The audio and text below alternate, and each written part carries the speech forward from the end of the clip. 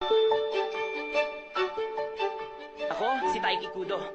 Nang napadpad ako sa digital world kasama ang aking mga kaibigan, marami kaming nakita mga Digimon. Nagsimula kay Shoutmon. Nagpa siya ako manatili rito para tulungan sila. Ang pagdating ng karibal, si Kiriha.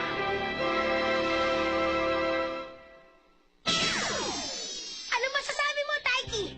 Ano ba sa palagay ko? Hindi ko naman kasi alam kung ano yan. Yan ang simbolo ng aming watawat, syempre pa. Kung makikipaglaban tayo rito sa digital world, kailangan natin ang simbolo ng ating grupo. Yan ang rapid na nakakita pa rin! Ang galing! Ngayon, ano sa palagay mo? Sabihin mo na sa akin ng diretsyon. Maganda naman. Hindi ka naman maselan, hindi ba? Simbolo ng aming lugar ang tinutukoy ko. Ang simbolo namin. Kung gano'n, nagkakasundo na tayo na ito na ating simbolo. Sangayon. Gusto kong magkaroon agad tayo ng maganda reputasyon upang sa ganun, makita lang nila ito, magugulat na sila. Pangalan na lang ng ating hukbo ang kailangan. Pangalan? Pangalan namin.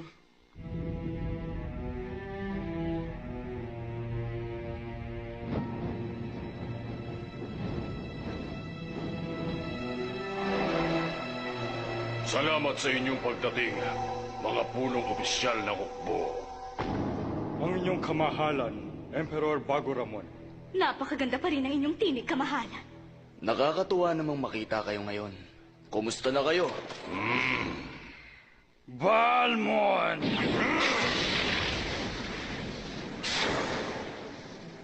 Nagkakaroon kami rito ng pagpupulong ng mga pinunong opisyal, Ginoong Panauhin. Hindi ka dapat naririto. Umalis ka na ngayon din. Marungis na magsasaka. Kinasusuklaman ako ng lahat dito. Kung may gusto kayong ipaligpit, tawagin niyo lang ako. Ngayon, tungkol sa mga taong lupa na nakarating sa ating daigdig. Ha? Ang hukbong bughaw na naman? Wala nang ginawa ang mga pesting yon kung hindi ang maging balakid sa ating mga plano. Hindi, meron na naman panibago. Isang batang lalaking sumulpot na merong pulang cross-loader.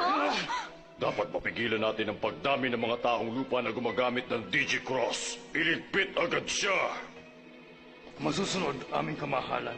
Sa katunayan, may ginagawa na akong paraan. Wala akong alam. Talaga?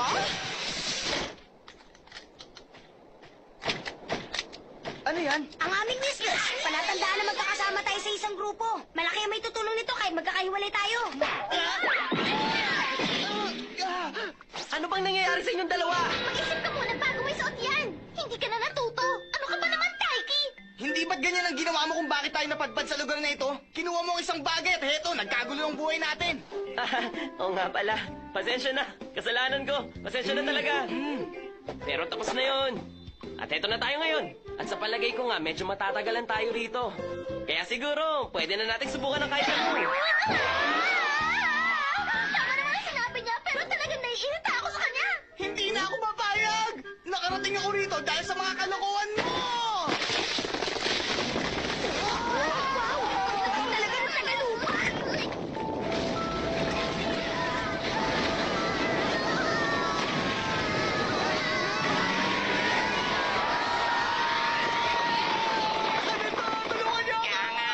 Kalaban ba sila? Hindi! Pagmasdan niyo mabuti! Yan ang higanteng labong! Nasa panganib tayo! Sigurado ba kayo? Hindi ito maaari. Pero hindi ako maaaring magkamali. Ito ang natural na kalamidad na mangyayari sa ating lugar ayon sa matandang alamat. Iyan ang tinatawag na Lumpy Day! Lumpy Day? Palabasin niyo ako rito! Ano ba ako sa palagay ninyo? Ako ang pinuno ng Green Zone! Palabasin niyo ako rito! Kung pag-iisipan mo ang ginawa mo, baka sakaling pagbigyan pa kita.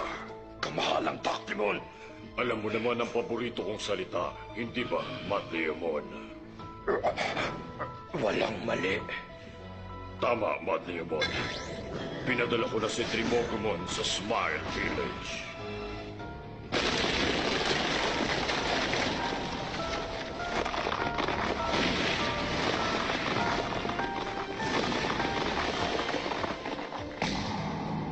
May panganib. Oras na para magpaalam sa lugar na ito.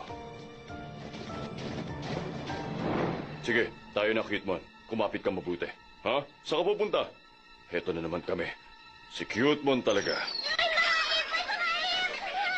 Sinasabi sa alamat, maraming puno ng kawayan na nakatalim sa ilalim ng lupa sa lugar na ito. Tumutubo at tumataas sa lupa pagkatapos ng ilang dekada upang wasakin ang buong kapaligiran ng lugar. Ito ang tinatawag na Lumpy Day. Kakaiba ang iyong daigdig.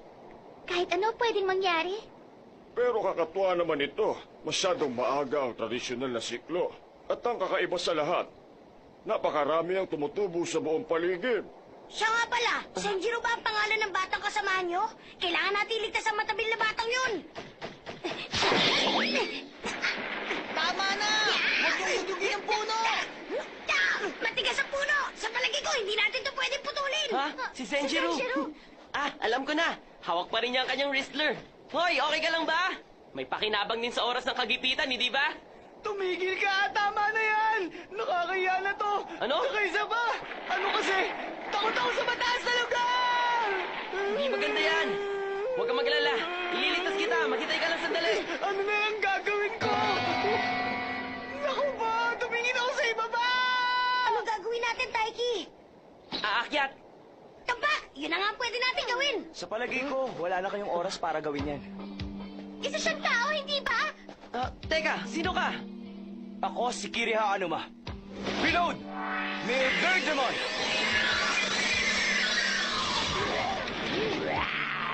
Isang Blue Cross loader.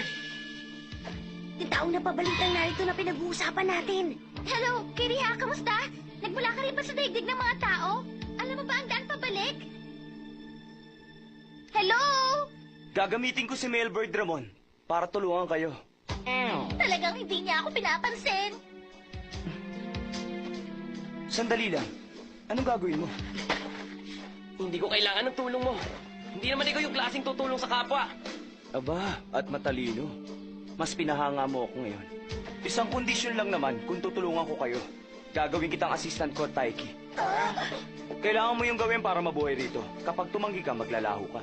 Dahil paparating na ngayon ang mabagsik na hukbo ni Bagura. Anong sinabi mo? Nagpakawala na ng Digimon si Bagura sa ilalim ng lupa. At ang inilabas niyang enerhiya ang dahilan ng pagsulpot ng mga dambuhalang halaman. Napakarami, hindi ba? Hindi na makakagalaw ang lugar na to. Wala na rin matatakbuhan. Hindi maaari. Bihira ako magbigay ng pangalawang pagkakataon sa isang sundalong 2 beses na akong binigo. Humayo ka at muling ibangon ang iyong sarili. Matagal na ako naghahanap ng isang taong pwedeng gumamit ng Digicross tulad ko bilang katulong ko. Kung papayag ka, matatalo natin ang mga kalaban. At sigurado makukuha natin ang sinasabi nilang Code Crown. Anong Code Crown? Wala kang alam tungkol doon?